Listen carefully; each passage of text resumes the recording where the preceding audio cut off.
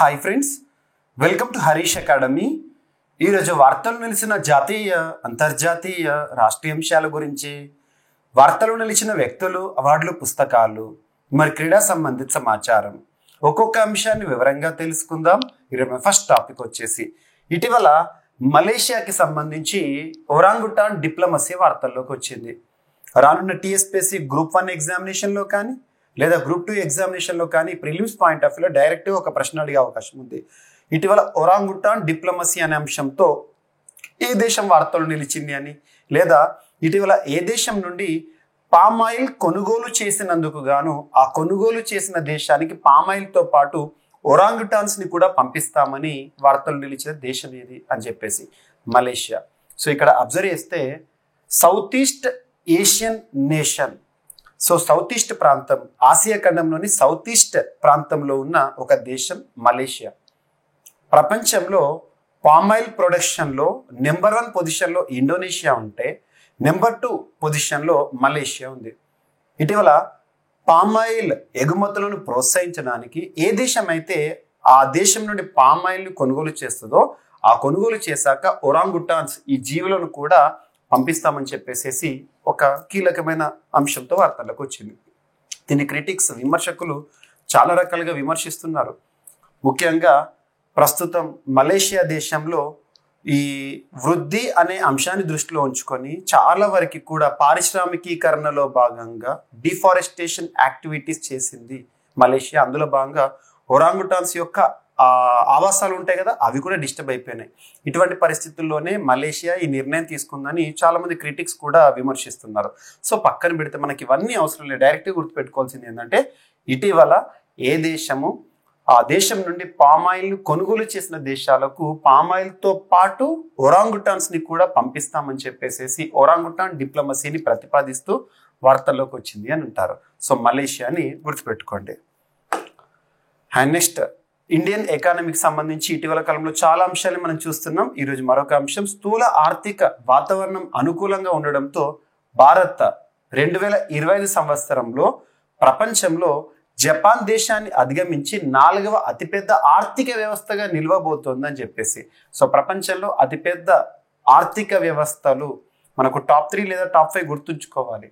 అందులో 4th పొజిషన్కి Japan దేశాన్ని అధిగమించి భారత్ నిలవబోతోంది ఈ 2025 నాటికి, రానున్న నెక్స్ట్ 1 ఇయర్లో అని చెప్పేసి ఎవరు చెప్పారంటే ఎకానమీ రిలేటెడ్ ఒక ఫేమస్ పర్సన్, ఆ పేరు గుర్తుంచుకోండి సరిపోతుంది. సో ఇక్కడ చూడండి, నీతి ఆయోగ్ మాజీ CEO అమితాబ్ కాంత్ గారు చెప్పిన స్టేట్మెంట్ ఏంటంటే 2025 నాటికి జపాన్ దేశాన్ని అధిగమించి ప్రపంచంలో 4th పొజిషన్కి భారత్ అతిపెద్ద ఆర్థిక వ్యవస్థ కలిగిన దేశంగా నిలవబోతోందంట. మరి ఫస్ట్ 3 పొజిషన్లో ఏమేమి ఉన్నాయంటే USA, చైనా, జర్మనీ. ఇప్పుడు కనుక అబ్జర్వ్ చేస్తే జర్మనీ తర్వాత జపాన్, ప్రస్తుతం జపాన్ ఉంది, తర్వాత ఇండియా ఉంది. మరి అటువంటిది ఇక్కడ అబ్జర్వ్ చేస్తే జపాన్ని అధిగమించి 4th పొజిషన్కి ఈ ఇయర్ ఎండింగ్ లేదా 2025 నాటికి భారత్ నిలవబోతోంది అని చెప్పేసి ఒక ప్రెడిక్షన్తో వార్తల్లోకి వచ్చింది, గుర్తుంచుకోండి. ఓకేనా? అండ్ 2023-24 ఆర్థిక సంవత్సరం ముగిసింది. 2023 ఏప్రిల్ 1 నుండి 2024 మార్చ్ 31తో FY24 ముగిసింది. సో గడిచిన ఆర్థిక సంవత్సరంలో భారతదేశంలో పరిశ్రమల ఉత్పత్తి విషయాన్ని గనక, ఇండస్ట్రియల్ ప్రొడక్షన్ గనక మనం చూస్తే ఎంత శాతం పెరిగింది లాస్ట్ ఫినాన్షియల్ ఇయర్తో అని అడగచ్చు.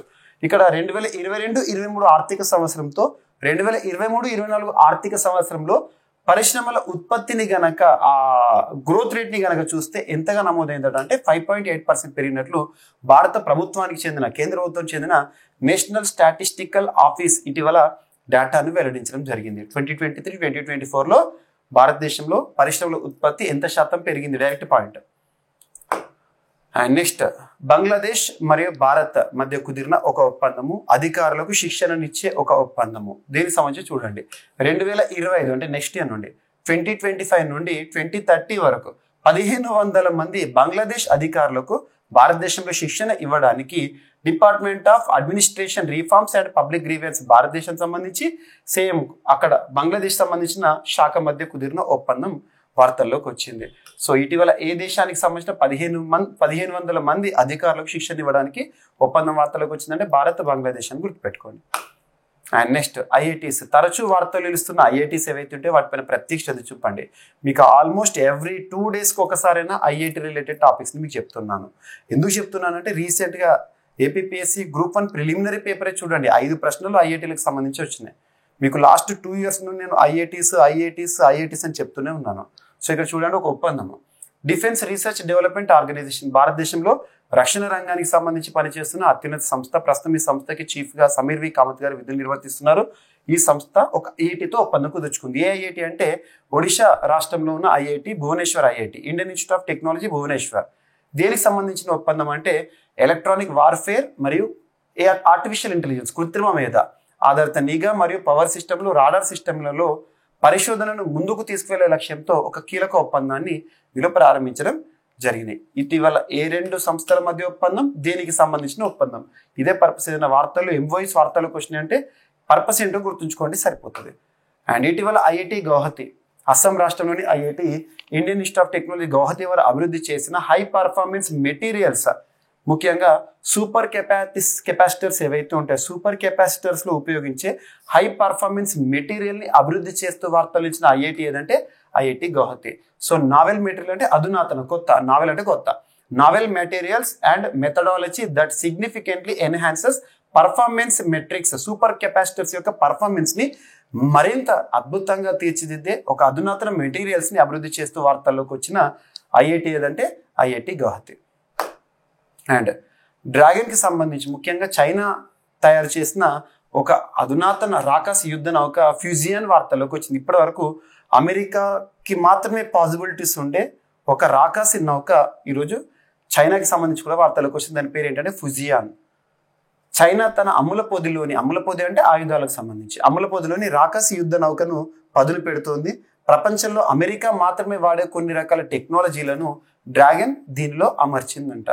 దక్షిణ చైనా సముద్రం సహా ప్రపంచ జల మార్గాలను శాసించాలన్న లక్ష్యంతో దీని నిర్మాణాన్ని చేపట్టింది.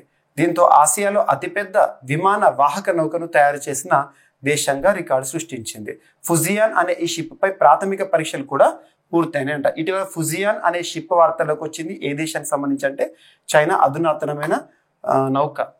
అండ్ ఇటీవల పంజాబ్ అగ్రికల్చరల్ యూనివర్సిటీ, పంజాబ్లోని లూధియానాలో ఉన్న ఒక అగ్రికల్చర్ యూనివర్సిటీ వారు అభివృద్ధి చేసిన అంశం has developed bio control agent. ఒక బయో కంట్రోల్ ఏజెంట్ని ప్రిపేర్ చేశారు, సిద్ధం చేశారు. దాని పేరు ఏంటంటే ట్రైకోడర్మా ఆస్పరెల్లం. అండ్ దీన్ని central insecticides board and registration committee వద్ద రిజిస్ట్రేషన్ చేశారు. సో ఇటీవల పంజాబ్ వ్యవసాయ విశ్వవిద్యాలయం వారు అభివృద్ధి చేసిన ఒక బయో కంట్రోల్ ఏజెంట్, దాని పేరు ఏంటంటే ట్రైకోడర్మా ఆస్పరెల్లం అనేది వార్తల్లోకి వచ్చింది. దీని యొక్క ఉద్దేశం ఏంటంటే the bio control that will help Punjab farmers, Punjab రాష్ట్రంలోని రైతులకు ఇది ఏ విధంగా ఉపయోగపడుతుందంటే రకరకాల వ్యాధులు, ముఖ్యంగా బాస్మతి రైస్ ఆ పంట ఉంటుంది కదా, ఆ పంటకి సంబంధించి వచ్చే వ్యాధులకు అడ్డుకట్ట వేస్తుంది. ఏ వ్యాధులు అంటే deadly foot rot or bakanae disease. ఇవి ఎక్కడ కనబడతాయి అంటే ముఖ్యంగా బాస్మతి క్రాప్స్ ఏవైతే ఉంటాయో అందులో కనబడతా ఉంటాయి. అందులో ఈ ఏజెంట్ ఏదైతే ఉంటుందో బయో కంట్రోల్ ఏజెంట్ ట్రైకోడర్మా ఆస్పరెల్లం ఏం చేస్తుందంటే ఈ వ్యాధి బారిన ఈ మొక్కలు పడకుండా, క్రాప్ పడకుండా కాపాడుతుంది. గుర్తుంచుకోండి. అండ్ ఆర్టిఫిషియల్ ఇంటెలిజెన్స్ అనే అంశం, దీని యొక్క పర్యవసానం వార్తల్లోకి వచ్చింది. ఏఐతో వాతావరణ సంక్షోభం అధ్వానంగా మారిందంట. సో చాట్ జీపీటీ, సామాజిక మాధ్యమాలు, కృత్రిమ మేధ వల్ల వాతావరణ సంక్షోభం మరింత దుర్భరం అవుతుందని బ్రిటిష్ కొలంబియా విశ్వవిద్యాలయం పరిశోధకులు చెప్తున్నారు. గ్లోబల్ ఎన్వైర్మెంటల్ పాలిటిక్స్ జర్నల్లో వీరు రాసిన ఇటీవల ఒక అంశం, గ్లోబల్ ఎన్వైర్మెంటల్ పాలిటిక్స్ జర్నల్ వీరు రాసిన వ్యాసం ప్రకారం వాతావరణ మార్పులపైన చర్యల విషయంలో ఏఐ, సోషల్ మీడియా మరియు ఇతర టెక్ ప్రోడక్ట్స్ ప్లాట్ఫామ్స్ స్పందించకుండా ఉండడం కానీ సకారాత్మకంగా వ్యవహరించడం కానీ చేస్తాయని భావన ఉందంట. ఇవి సృజనాత్మకంగా ఆలోచించగలిగే సామర్థ్యాన్ని, సమస్యలు పరిష్కరించగలిగే సత్తాను తగ్గిస్తాయని చెప్పేసి ఇటీవల ఏ విశ్వవిద్యాలయ శాస్త్రవేత్తలు ఏ అంశాన్ని చెప్పారు సరిపోతుంది, బ్రిటిష్ కొలంబియా విశ్వవిద్యాలయ శాస్త్రవేత్తలు. అండ్ ఈరోజు వార్తలను ఇచ్చిన ఒక వ్యక్తి, ఒక పురస్కార గ్రహీత వార్తల్లోకి వచ్చారు. సాహిత్య అకాడమీ ఫెలోషిప్ అందుకున్న రస్కిన్ బాండ్, ప్రముఖ రచయిత. తన పుస్తకాలు చాలా వరకు మనం డిస్కస్ చేసాము పుస్తకాలు. సో ఇక్కడ ప్రఖ్యాత ఆంగ్ల రచయిత రస్కిన్ బాండ్ గత శనివారం సాహిత్య అకాడమీ ఫెలోషిప్ని అందుకోవడం జరిగింది. ముస్సోరిలోని ఆయన నివాసం ఇందుకు వేదికైంది. సాహిత్య అకాడమీ అధ్యక్షుడు రీసెంట్గా ఆ పురస్కారాన్ని తనకు అందజేయడం జరిగింది. ఇటీవల సాహిత్య అకాడమీ ఫెలోషిప్ని అందుకున్న రస్కిన్ బాండ్ ఏ రంగంలో గుర్తింపు పొందిన వారంటే ఇంగ్లీష్ రచయిత అని గుర్తుంచుకోండి, సరిపోతుంది. సో ఈరోజు వార్తలు ఇచ్చిన అంశాలు ఒకసారి ర్యాపిడ్గా చూస్తే, ఇటీవల మలేషియా ప్రతిపాదిస్తున్న ఒరాంగుటాన్ డిప్లొమసీ. ఒరాంగుటాన్ అనేది ఏంటంటే ఒక జీవి. అండ్ స్థూల ఆర్థిక వాతావరణం లేదా అనుకూలంగా ఉండడం వల్ల భారతదేశం ప్రపంచంలో ఆర్థిక వృద్ధి రేటులో ఏ స్థానం నిలవబోతుందంటే 4th పొజిషన్లో. అండ్ భారతదేశంలో పరిశ్రమల ఉత్పత్తి గత ఆర్థిక సంవత్సరంలో ఏ విధంగా నమోదైందని చెప్పేసి నేషనల్ స్టాటిస్టికల్ ఆఫీస్ డేటా విశ్లేషణ.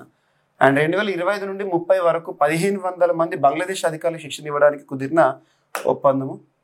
అండ్ ఐఐటి భువనేశ్వర్ డిఆర్డిఓ మధ్య కుదిరిన ఒప్పందం electronic warfare related. And IIT Guwahati వారు అభివృద్ధి చేసిన హై పర్ఫార్మెన్స్ మెటీరియల్స్ సూపర్ కెపాసిటర్స్లో ఉపయోగించే అంశము. అండ్ డ్రాగన్కి సంబంధించి చైనా దేశానికి సంబంధించిన రాకసి యుద్ధ నౌక ఫ్యూజియన్ ఇటీవల వార్తల్లోకి వచ్చింది. అండ్ పంజాబ్ అగ్రికల్చర్ యూనివర్సిటీ వారు అభివృద్ధి చేసిన ఒక bio control agent Trichoderma asperellum. And artificial intelligence దాని సంక్షోభం ఏ విధంగా ఉంటుందని చెప్పేసి అంశము. అండ్ సాహిత్య అకాడమీ ఫెలోషిప్ని అందుకున్న ప్రముఖ రచయిత ఇంగ్లీష్ రచయిత రస్కిన్ బాండ్. సో ఇవి ఫ్రెండ్స్ ఈరోజు వార్తలు నిలిచిన అంశాలు. మిస్లేనియస్ అంశాలను మిగిలిపోతే రేపటి క్లాస్లో జోడించి మరొకసారి నేర్చుకుందాం. రేపు కలుద్దాం. Thank you.